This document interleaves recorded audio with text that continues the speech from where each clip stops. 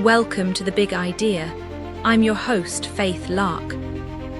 Today, on The Big Idea, imagine discovering that even a Nobel Prize winner wrestled with the same despair you do, and how his final act was a reflection of a man grappling with what little time he had left.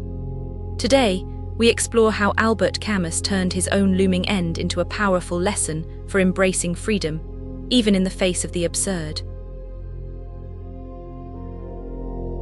On a sun-drenched winter morning in 1960, a crumpled train ticket lay in the pocket of a dead man. The Facel Vega sports car that carried Albert Camus had wrapped itself around a tree on a quiet French road, its twisted metal a stark monument to life's cruel randomness. You might wonder how a philosopher who wrote about finding meaning in life's absurdity could meet such a meaningless end. The answer lies not in his death, but in how he lived.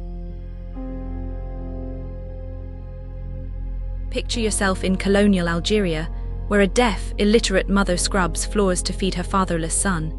The air thick with Mediterranean heat, streets echoing with vendor calls and prayer songs. This was young Albert's world, where poverty wasn't just a condition but a teacher. In these narrow alleys of Algiers, you would have found him watching, questioning, absorbing the raw inequality around him. His father's absence, killed in the Battle of the Marne, left more than an empty chair at dinner. It carved a space for questions that would haunt him forever. Why do we suffer? What gives life meaning when death seems so arbitrary? While other children played in the streets, Albert found refuge in two unlikely sanctuaries, the football field and the library. The worn pages of borrowed books became his companions, each word a step away from poverty's constraints. On the football pitch, he learned that victory wasn't about individual brilliance but collective spirit. These early lessons shaped his later philosophy. Meaning exists not in grand theories, but in small moments of human connection. At 17, tuberculosis struck like a thief in the night. Suddenly, the athletic young man who loved the sun and sea found himself confined to bed, facing his mortality with every labored breath. But what seemed like a curse became his crucible. In those long hours of isolation, he began to see his illness not as an enemy but as a teacher. Physical weakness forced his mind to grow stronger. While his body betrayed him, his thoughts soared free. When The Stranger burst onto the literary scene in 1942, it wasn't just a novel. It was a mirror held up to society's face, reflecting uncomfortable truths about human nature and morality. You can imagine the shock waves. A story about a man who feels nothing at his mother's funeral, who kills without remorse, yet demands our understanding. The book made Camus famous, but fame brought its own burden. How do you explain to the world that meaninglessness itself can be meaningful? As Nazi boots echoed through Paris streets, Camus found his true calling at the underground newspaper combat.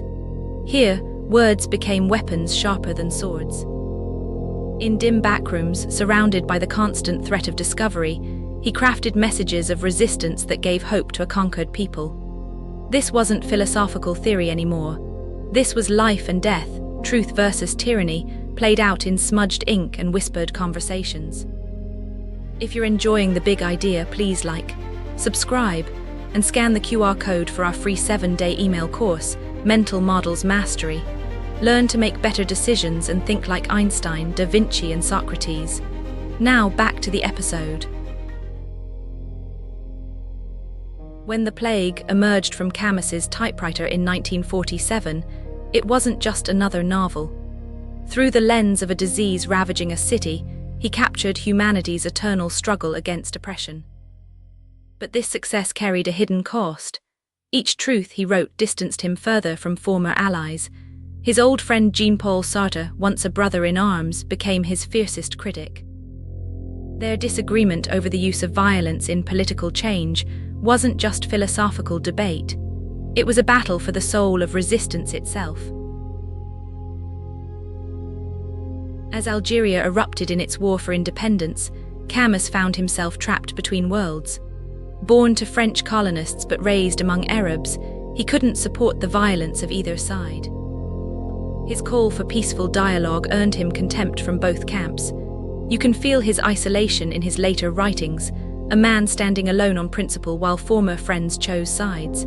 His Nobel Prize in 1957 should have been a triumph. Instead, it felt like exile.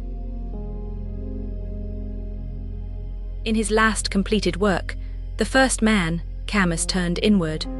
No longer the confident voice of resistance, he became the questioning son, searching for meaning in his father's absence. The manuscript, found in his briefcase after the crash, reveals a man wrestling with his roots, trying to understand how a poor boy from Algeria became the conscience of France. That unused train ticket in his pocket wasn't just a piece of paper. It was a symbol of life's ultimate absurdity. Camus had planned to take the train with his family, but accepted a last-minute ride with his publisher. One small choice, leading to an ending as meaningless as the universe he described in his writings. Yet in this very meaninglessness lies the power of his message to you. Camus's life teaches us one profound truth. In a world without inherent meaning, your rebellion against meaninglessness becomes your purpose. He didn't just write about absurdity. He lived with it, fought against it, and found beauty in the struggle itself. Like Sisyphus pushing his boulder up the mountain, knowing it will roll down again, Camus chose to imagine himself happy in the effort.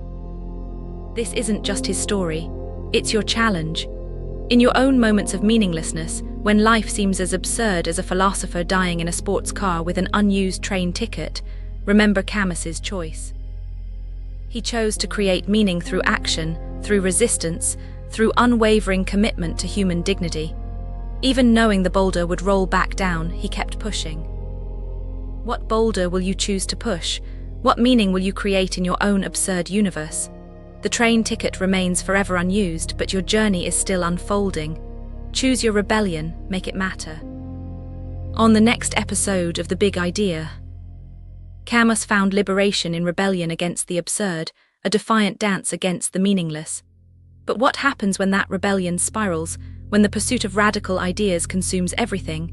Imagine a mind so brilliant, so dedicated to shattering norms, that it teeters on the edge of reason itself. This week, we delve into the cautionary tale of a modern philosopher, a figure who embraced intellectual fearlessness to its most extreme conclusion. What if I told you his journey challenges everything you thought you knew about capitalism, technology, and the very future of humanity? Prepare yourself for a descent into the mind of a dark philosopher, a story that will leave you questioning the price of unchecked ambition and the fragile line between genius and madness. You won't want to miss this one.